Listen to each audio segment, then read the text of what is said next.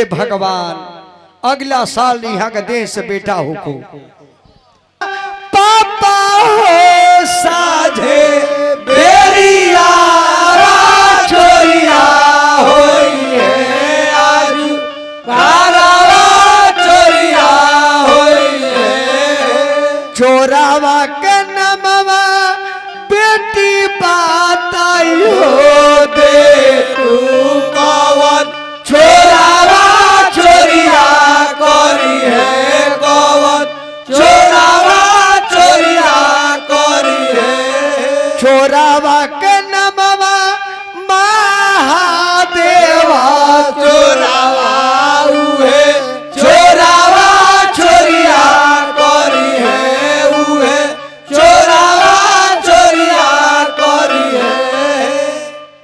इस सब गीत बरा के चटनी में ना मिली। बाप पागल हो जाले पागल जाना मेरा कन्यादान दियाला वो आंगन में जाए एगो आंगन में चीज नहीं खे जो ना रोएला टेंट रोई समियाना रोई लाइट रोई बत्ती रोई अदनी एगो कलसा पर दिया जरेला ऊपर ध्यान से आज के बाद देखे नु हम कहत नहीं तो उ दियवा लप लप लप लप जो हम बुताए बर्दाश्त नहीं के हो ईसन उसी ना जाला आ वो कल्चर में हमारे बाप माई जन्म दिले बा तो बताइए एकर ना प्रचार करब तो थ्रेसर के मिल के प्रचार करे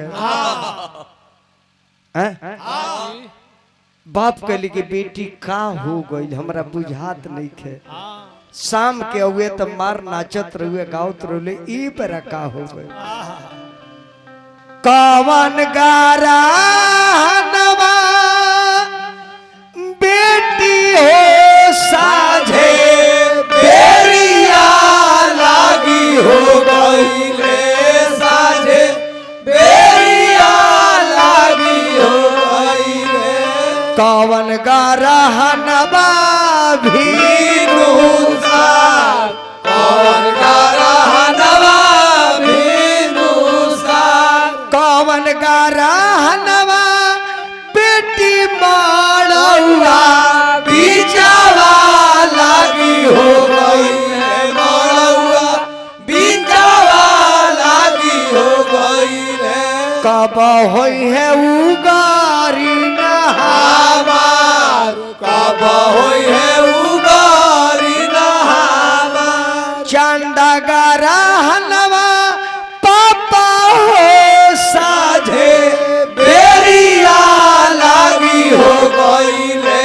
साझे बेरिया लागी हो गईले सूरज गारा नवा भीनु सार सूरज गारा नवा भीनु सार बेटी गारा नवा पापा मोड़ौआ बीजावा लागी हो गईले मोड़ौआ बीजावा लागी हो गईले होई गईले उगारी तोहार होई गईले उगारी तोहार यह कन्यादान है। इससे हम कन्या जे सब करेगो कन्यादान करे के चाहिए। बाप माई के संजोग से बेटा चाहे बेटी होला तो माई तो तरिए जाई बेटा हो के चाहे बेटी ओकर तो कोख पवित्र हो जाए बेटा चाहे बेटी जन्म दी तो लेकिन बाप के योगदान में का बा बाप के जांग से बेटी के जन्म होला तब बाप के जांग पवित्र होई कब वो बेटी के जांग पर बैठावल जाई रख दी 2 मिनट के बाद पी ले सब 2 मिनट रुक जाइने के बाद ये जी चाय वाला नेक नहीं है 2 मिनट ऐसे सबसे निवेदन करब अपना परिवार के लोग से एगो कन्यादान जीवन में करी और वह चलते को घर न बसल और वह चलते को सृष्टि आगे न बढ़ल तो दुनिया महिला से कोनो फायदा बस आईनी या खैनी या गईनी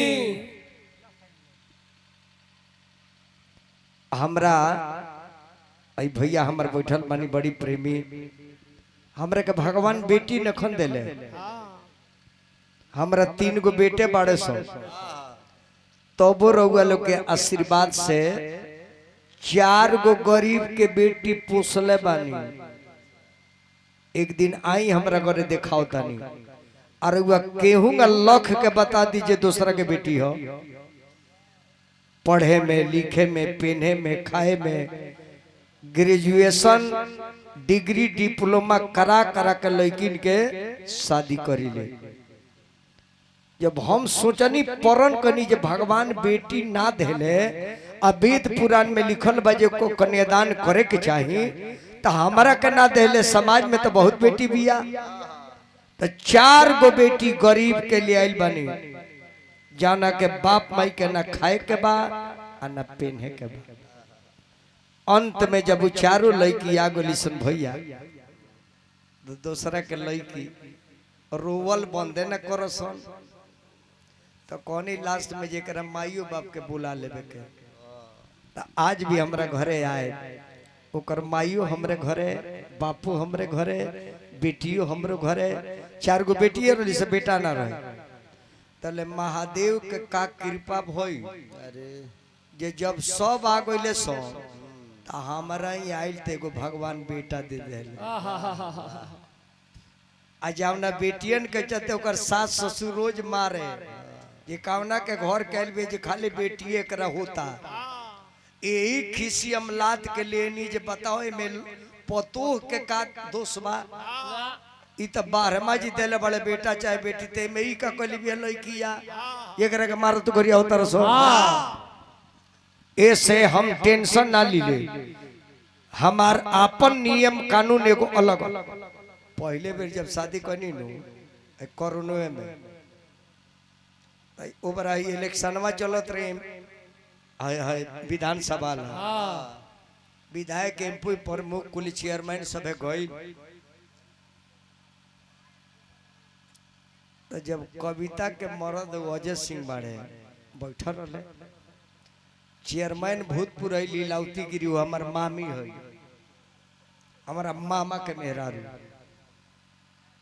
तो हमारा से पूछत ब्याह जी, रउआ अपना बेटी तो नहीं खे। हम कह ई के कर बेटी हो, हम कहे कौन गरीब के हो, तो दूसरा के बेटी में इतना खर्चा को हमने के बोलो ले बने। हम कहे अपने बेटी बेटी है, दूसरा के बेटी बेटी ना हो। अरे वो के सरकार फंड देता तो हमरा के जानता देता। इतने अंदर भाई रुआ स्टैंडर्ड में लेता नहीं, हम रात भर भीख मांगता नहीं। रह गए के रउआ से निमन हम बानी, रउआ के खोराकी काटता नहीं।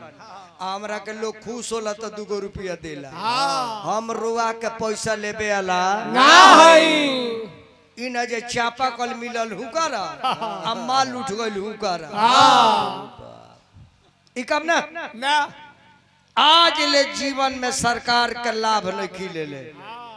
आ जबकि भैया रोल से का कहे पर बोलो, हमरा परिवार के बानी 5 कट्ठा जमीन ना हो, आई राशन कोटा हमरा ना मिले। हमरा यहाँ जे धनिक बा जेकरा हाथी रखे के शक्ति बा, ओकरा लाल कार्ड बा, हमरा उजर को कार्ड नहीं। हाँ नहीं खे। अब बताई जमीन लगबा, हम भागा आदमी हमरा जाना तर से भीख मांगे बा त कहा निमन बा। भगवान करस की तनी के नजर में निमन रही, तारा मुंह में कोई लपता। बहुत एक बेर खुश भले भैया, अब बात आवता तो कह देता। यह अपन औद बिहारी चौधरी कहले जी गिरी जी रहुआ हमारे यहाँ ना आइले, रहुआ आवे के चाहे। हम सर काहे खातिर ना कुछ कहेला हमरा से कुछ है, और वह सदर का हम विधायक हई, और वह लोग हमरा के जीतौले बानी, तो वो अधिकार बानी कुछ मांगे के। तो हमार जवाब जानता नहीं, कहें जे नेताजी हमरा कॉल बावे, तो वो कॉलेज हम कॉल के तो ना करनी है। हम कह ना, तो रुआ लगाए तो एगो कॉल पास कर दी। आ गाँव में कॉल बढ़ले बा, उनका कॉल पर हम पी ले तो हम एगो कहे के पूंजी फंसावे जाए। उहे कालवा एगो कोनो गरीब के द्वार पर दे दे ओकरे द्वारा नहा ले ओकरे पानी पी ले। हमारा इंसल्टी ना होला केहू के खा ले केहू के नहा ले। हमारा द्वार पर सरकार के पूंजी फंसाले के का जरूरत बा? फंसौले तबा सरकार। हमरा एगो पटीदार के हलौले बा है नल जल योजना ओकर जब अपन भिंडी पटे गल तो चालू कर देला। हम एक दिन कहें तन खोलबा या मोतर पानी देगा तो कहता भैया जी वोल्टेज नहीं तो कहनी जे अपन पाइप उखाड़ भाग गया से पाइप पे मतलब के ले जाके टांग दले बा आज ले ठोपे ठोपे छुबे ना कोई। एक दिन तना पानी देत रहे जब हम दहा के जल जात रही। कहनी ये तनी नलका खोल रहे दहा तानी खोला तानी तो मैं दूगो मूस मुअल ये तो हलवा ये तो लेबा बबुआ है उनकरे लइका हम कहे तइका बाउर लागे उनकरे बेटा हम न हां हां बहुवंश के बेटा कुलवंश दुल्हा ऐसिन हो रही टेपहा बाजार में बड़ा बिक्री एक पीस मिलल मामूली लगन बा महाराज खड़ा हो की बाएं हाथ में ले उठ कहाँ कहाँ हम उठाओ फिर बताई बताई ना वो जिनिया की जाई वो जिनिया के जाई ये देखो जाओ के आइल बा ओ जी सुगा से के कहिए उचर के आइल बा तो लगिए सुगा कहे के अब ही करा बड़ा मेहनत पड़ी 3 घंटा ले सुमरन करी देखल जाओ आइल बानी 3 घंटा में अपन थूथुर निबल 2.5 घंटा फिर निवेदन करें तो सूती है ई जानो सिकर काम जाने जान जई हजी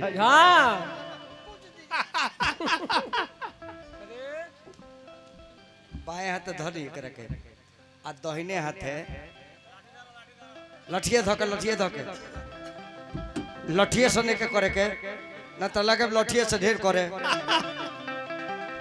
करी तो लेकिन बहुत हंसमुख बानी हमने के भैया बड़का भैया बहुत हंसमुख बानी रउआ देवर बानी तनी निगरानी रखे यहाँ का भरोसा नहीं के जात। अरे चिट्टू की से नुरावा ये दुल्हा जीवन के आधार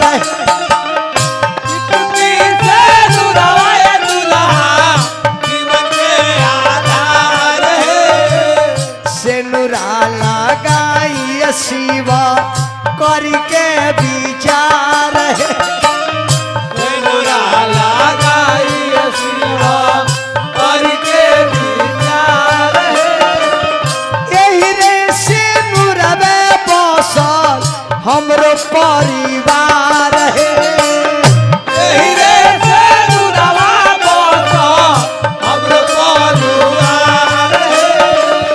जीवन बरसा हवे देवा दुल्हन के भार है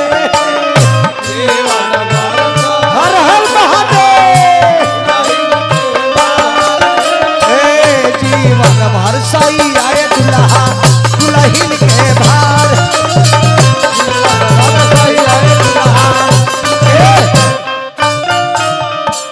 हमरा दुल्हा के भाई बनी हमरो भाई भाभी के मुंह देखे खातिर अकाउंट को दल बन देख ली ट्रैक्टर बुलाइए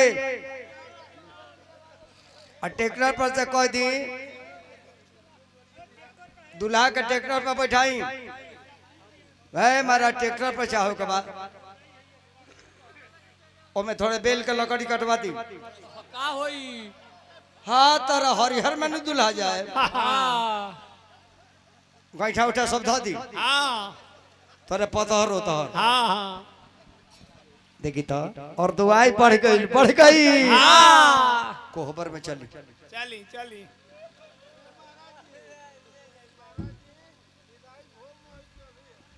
अब ये हो जाई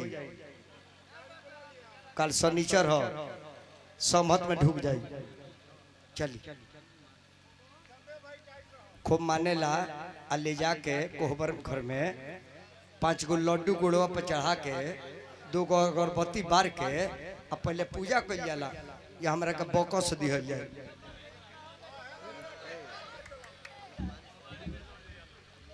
जब शिवा शंभु दुल्हा गोइनी को हबारा हो शिवा शंभु दुल्हा गोइनी को हबारा हो सखी लोग मंगला सुनावे आहो लाला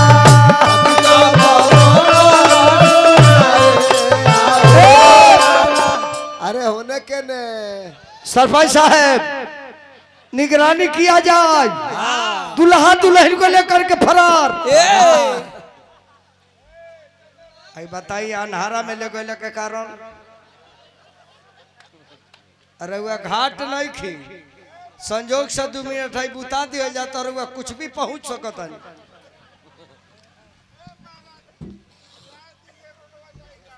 प्रणाम दुल्हा सरकार।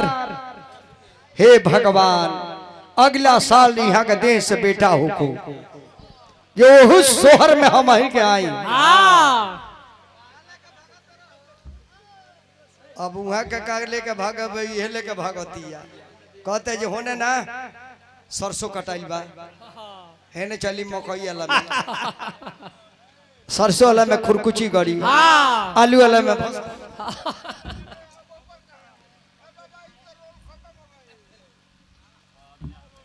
पहले सुनी माइक में बोली जे सवेरे गांव भर के लोग आ जाए बहु भोज बा गांव भर के लोग आ जाए सवेरे भोज बा। सुन ली लो सो कर ले बानी सवेरे सब कोई के चल चले के बदुआर पर कहवा हुई भोज पोखरा पोखरे पर हुई भोजन। आही बा कोहार के पहले फोन कर दी घोट ले ले आवे के आ कहतन हम ना जाए बोजा ना ना है काहे अब भूत बन के तो कहीं दाब दी दो। लेकिन देखिए कितना बिचारी बानी कितना बढ़िया आदमी बानी। अब तनी चाय पीला के बाद रुआ के भजन सुनाए साबत हो गल का भजन रुआ के सुनाए नीमन चीज आज रुआ सब सुननी ना सोरे ना तो दुइयो ना तो महादेव के कृपा हुई। अरे वो के भजन सुनाए आ नीमन चीज सुन के अपना अपना घरे जाए जाए। लेकिन चाय पिए पहले हाँ पियाई।